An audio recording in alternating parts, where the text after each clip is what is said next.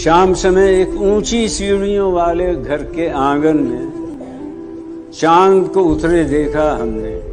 चांद भी कैसा, पूरा चांद।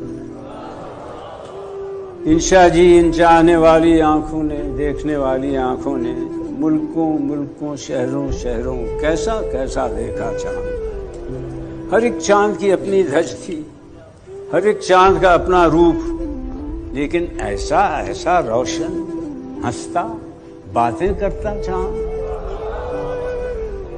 दर्द की टीस तो उठती थी, पर इतनी भी भरपूर कभी।